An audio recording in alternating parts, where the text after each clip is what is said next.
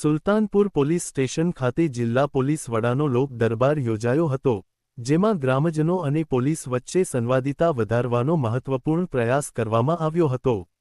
રાજકોટ ગ્રામ્ય પોલીસ દ્વારા પ્રજા અને પોલીસ વચ્ચે સીધો સંપર્ક વધે અને સ્થાનિક પ્રશ્નોનો ત્વરિત નિકાલ આવે તે હેતુથી ગોંડલ તાલુકાના સુલતાનપુર પોલીસ સ્ટેશન ખાતે જિલ્લા પોલીસ અધિક્ષક શ્રી વિજયસિંહ ગુર્જરના અધ્યક્ષ સ્થાને ભવ્ય લોક દરબારનું આયોજન કરવામાં આવ્યું હતું।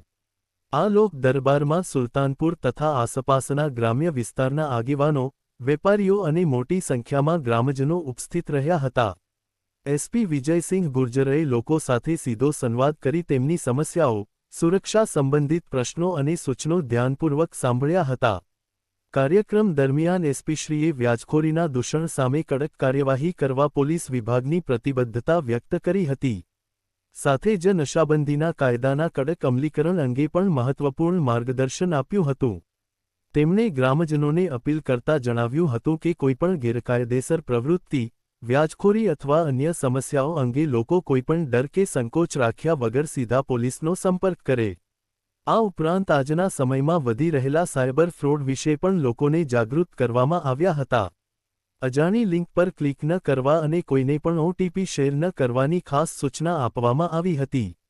ગ્રામ્ય માર્ગો પર થતા અકસ્માતોને ઘટાડવા તેમજ રાત્રિ દરમિયાન સઘન પેટ્રોલિંગ વધારવા અંગે પણ લોક દરબારમાં હકારાત્મક ચર્ચા કરવામાં આવી હતી।